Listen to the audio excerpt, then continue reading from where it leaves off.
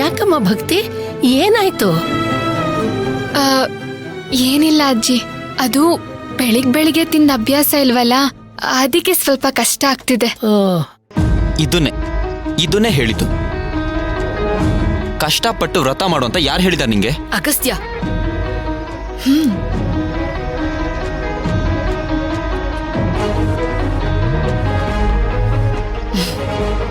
ಹೊಟ್ಟೆ ತುಂಬಾ ತಿಂದ್ಬಿಡಮ್ಮ. ಎಷ್ಟು ಸೇರತ್ತೋ ಅಷ್ಟು ತಿನ್ಬಿಡು. ಆಮೇಲೆ ಇವತ್ತಿಡೀ ದಿನ ವ್ರತ ಮುಗಿಯೋವರೆಗೂ ಒಂದನೆ ನೀರು ಕುಡಿಯೋ ಹಾಗಿಲ್ಲ.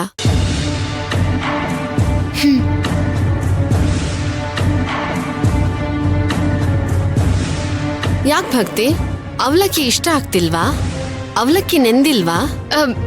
ಇಲ್ಲ, ಹಾಗೇನಿಲ್ಲ. ಪರವಾಗಿಲ್ಲ, ಹಾಗೇನಾದ್ರೂ ಅನಿಸ್ತಿದ್ರೆ ಇವಾಗ್ಲೇ ಹೇಳ್ಬಿಡು.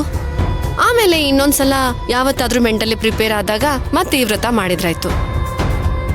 ಯಾಕಂದ್ರೆ ಅಲ್ಟಿಮೇಟ್ಲಿ ಎಲ್ರಿಗೂ ಆರೋಗ್ಯ ಮುಖ್ಯ.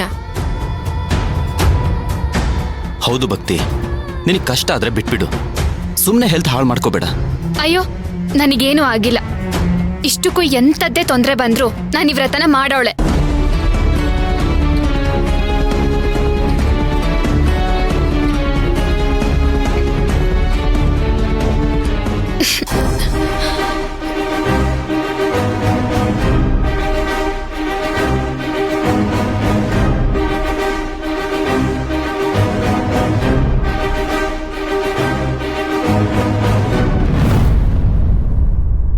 ಅಯ್ಯೋ, ಸೂರ್ಯೋದಯ ಆಗೋಯ್ತು.